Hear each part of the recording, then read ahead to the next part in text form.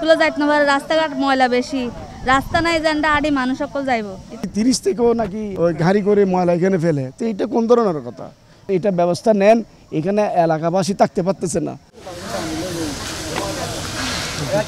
চট্টগ্রাম নগরীর 29 নম্বর পশ্চিম মাদারবাড়ি ওয়ার্ডের বালুর মাঠ নামে পরিচিত খেলার মাঠটান এখন আর শিশুহলের কোলাহলে মুখর নয়। কিছু মাস আগে এডে স্থানীয় শিশুহল খেলাধুলা করতু, মসজিদ মাদ্রাসার শিক্ষার্থী হল যাতায়াত করতু মুক্তভাবে। আজ এটা পরিণতই একখান অঘোষিত ডাস্টবিনে। যেখানে মেয়র ঘোষণা করেছেন গ্রিন সিটি, হেলথ সিটি, এর মধ্যে যদি এগুলো এইভাবে করে, এটা তো মেনে নেওয়া যায় না।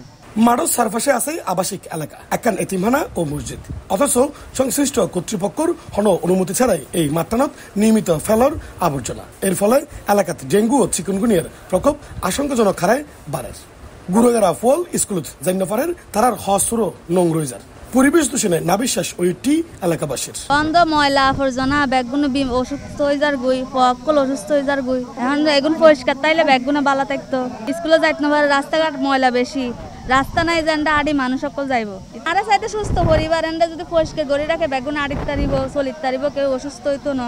স্কুল কলেজের সবকিছু ছেলে দিলেও হাঁটতে পারতেছে না, এখানে খেলাধুলাও করতে পারতেছে না। মারার জন্য এটা কমপ্লেন দিচ্ছে, কিন্তু সমস্যা এরকম সমস্যা হইতেছে।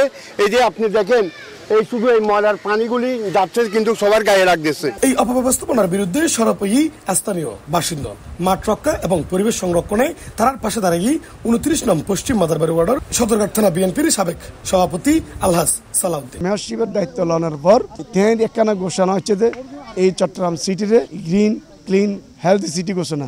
ইতিমধ্যে ওয়ার্ডার আছে চারিদিকে যাতে এবং ডেঙ্গু এবং চিকুনগুনিয়ার বিরুদ্ধে যে একটা প্রভাব ছড়াই বলছে চট্টগ্রামের মধ্যে, ইয়েনের বিরুদ্ধে একটা সংগ্রাম কিন্তু আগে নোয়াছিল। ইতিমধ্যে দেখা যাচ্ছে এই ময়লার স্তব 5 আগস্টের আরও 2 মাস পর মেয়র সাহেব এটা 2-3বার আছে ফুটবল এবং ক্রিকেট খেলার লইনি এটা তিনি পরিদর্শনত ছিল অত্র ওয়ার্ডারলাই এটা একটা মাঠও ঘোষণা করে গিয়েতে।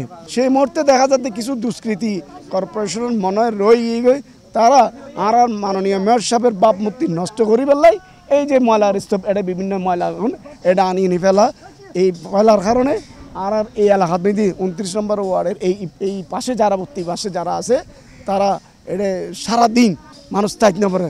একখান বিস্তৃত একটা দুর্গন্ধ চারিদিকে ছড়া পড়ছে ইয়ানার কারণে এবং ডেঙ্গুর প্রভাব ইতিমধ্যে এই চারিদিকে ডেঙ্গু এবং চিকুনগুনিয়া এটা বাড়ি গিয়ে আমি অনুরোধ জানাই যে কর্পোরেশনের স্টাফের যাতে আর মাননীয় মেয়র সাহেবের বাপ মূর্তি নষ্ট ন এখন যাতে অতি সত্বর যাতে অপারেশন করেন বা এই দাবি এখান জনগণের পক্ষ। এই সময় তার পরে আসিল বিএনপি নেতা মোহাম্মদ আজম খান, মহানগর যুবদলের সাবেক সহ সম্পাদক নূর জাহেদ বাবলু, সদরঘাট থানা যুবদলের সাবেক সদস্য সচিব মোহাম্মদ রাশেদ, স্বেচ্ছাসেবক দলের সদস্য সচিব আনোয়ারুল আবেদিন মুন্না, মির্জা মারুফ, ইব্রাহিম কলিল, মোহাম্মদ মুরাদ চৌ, স্থানীয় গণ্যমান্য ব্যক্তিবর্গ। স্থানীয়র দাবি দ্রুত এই ডাস্টবিন অপসারণ করে মাঠে আগর রূপে ফিরিয়ে আনাও, যেটা ফলে খেলাধুলা করতে পারিব, মসজিদ যাতায়াতে বিঘ্ন ঘটিব এবং পরিবেশ তাহিব নির্মল। C+ চট্টগ্রাম।